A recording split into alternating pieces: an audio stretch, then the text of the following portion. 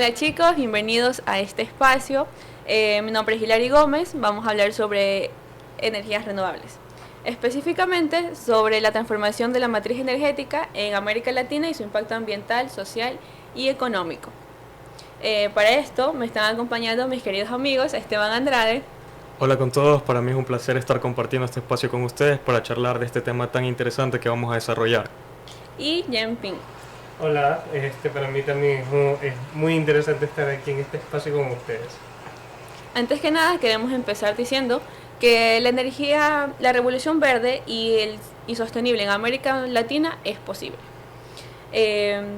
Tratando ya en términos, entrando en contexto, cabe mencionar que para el 2023 el 60% de América Latina estuvo dependiendo de fuentes renovables para la distribución eléctrica.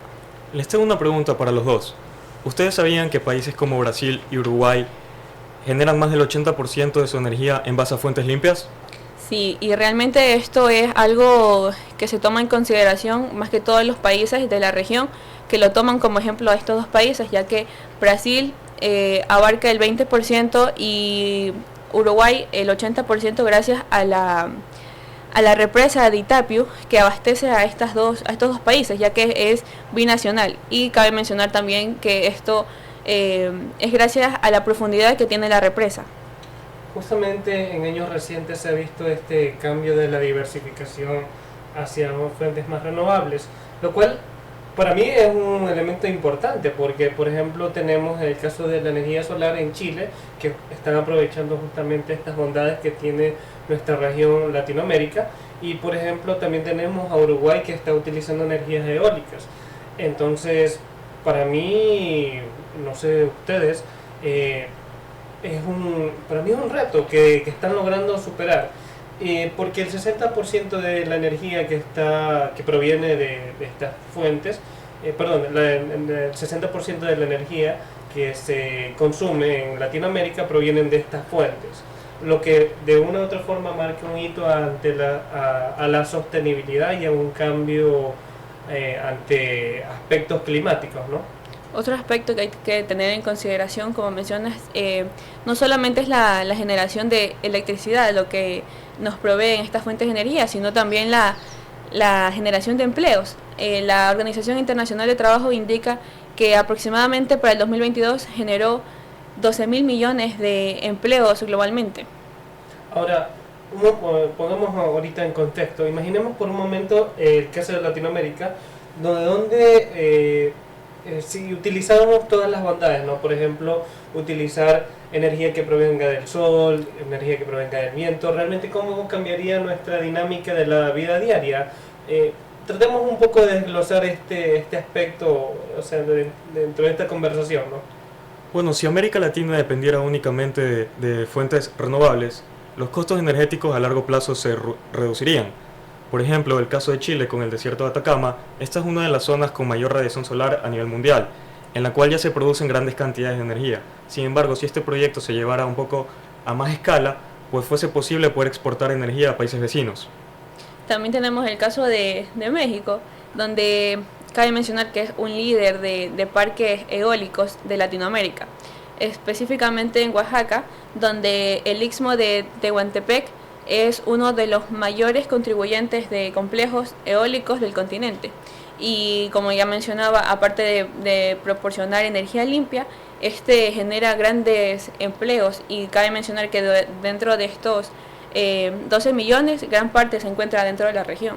Ahora, eso es bastante interesante, pero ahora hablamos un poco más en términos sociales. ¿Qué impacto tendría más allá de lo que ya se mencionó en nuestras comunidades, ¿no? Esto sería un cambio demasiado abrupto, ya que el proporcionar energía solar y eólica a zonas rurales o donde nunca han tenido electricidad es de gran beneficio para ellos. Como en el caso de Costa Rica, donde ahora el 99% de su fuente de energía proviene de hidroeléctricas, energía solar y eólica. Y esto les ha permitido llegar a lugares lejanos donde antes no adquirían esta fuente. Eso que tú mencionas a mí se me hace bastante interesante, más allá de lo que aparentemente indican los números o lo que indican las estadísticas, Pero pensemos un momento más allá, ¿no?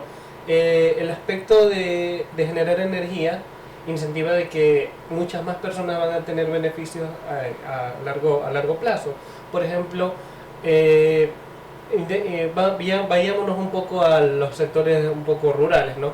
Hay sectores rurales donde no existe todavía energía eléctrica. Entonces, por decir, los niños que se limitan únicamente a estudiar cuando hay luz solar.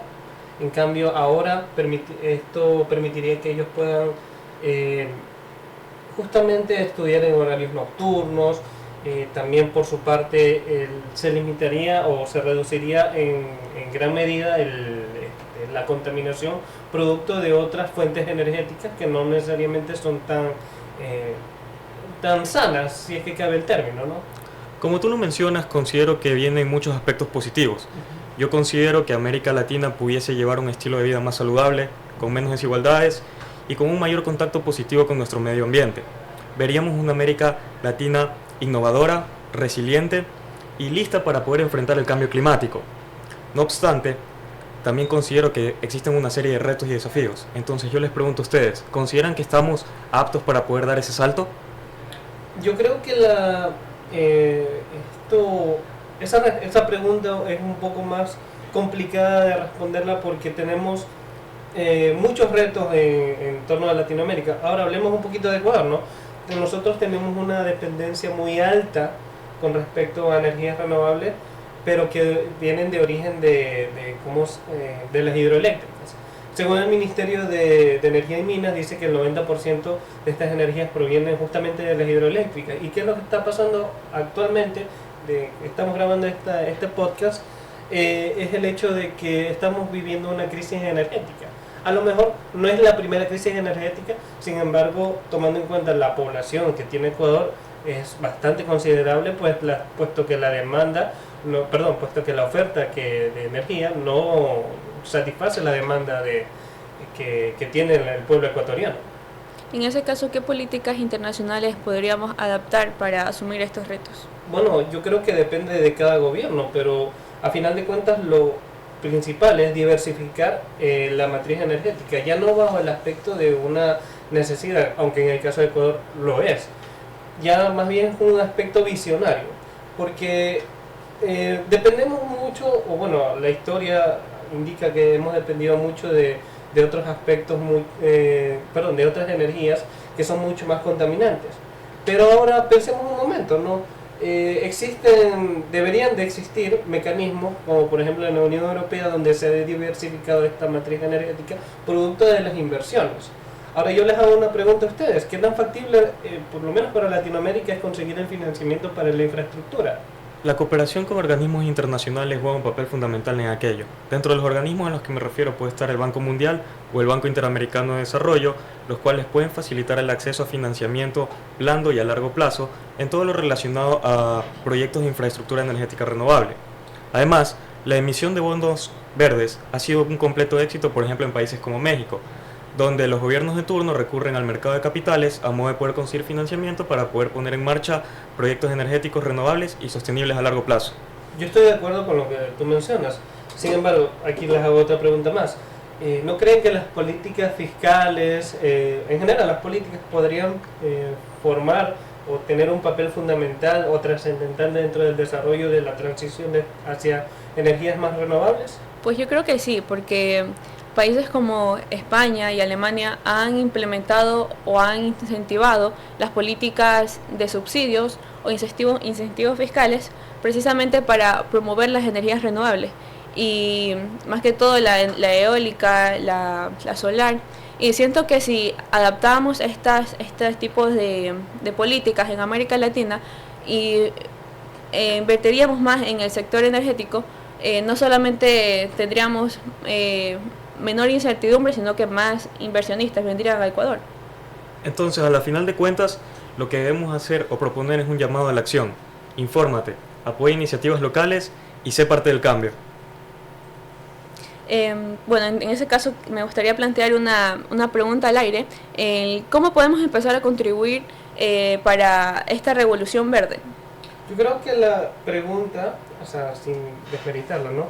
es más complicada de lo que se plantea, puesto que al final la transición hacia energías más renovables es una necesidad implícita, porque requerimos que a través de esto se reduzcan las emisiones, se pueda someter o se pueda lograr una mayor una mayor oferta para satisfacer la demanda. Hay que entender que estamos por lo menos en Ecuador, ¿no?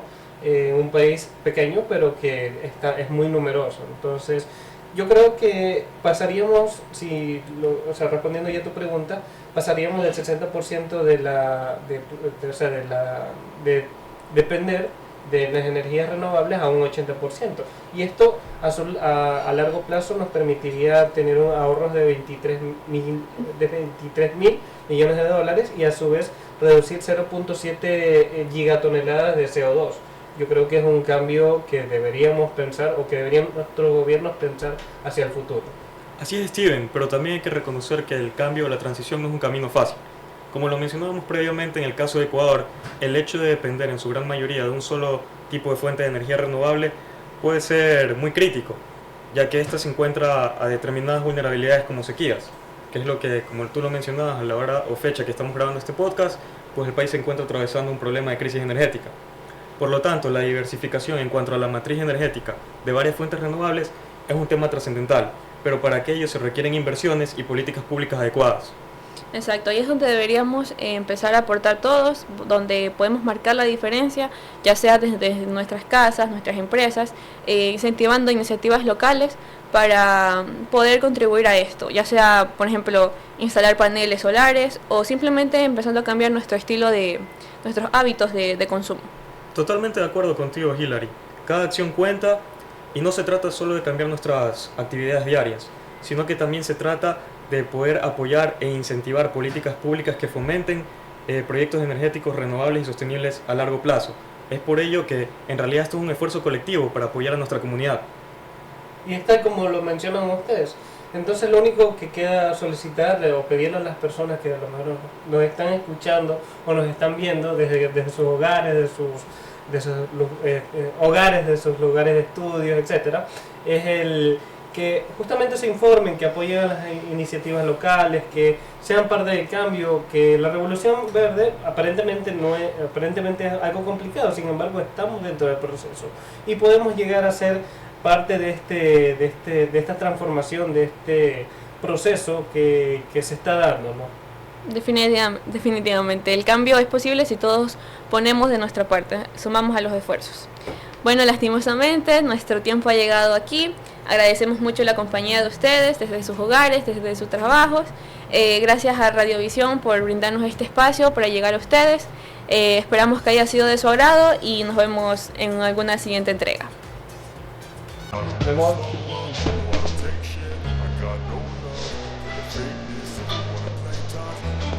This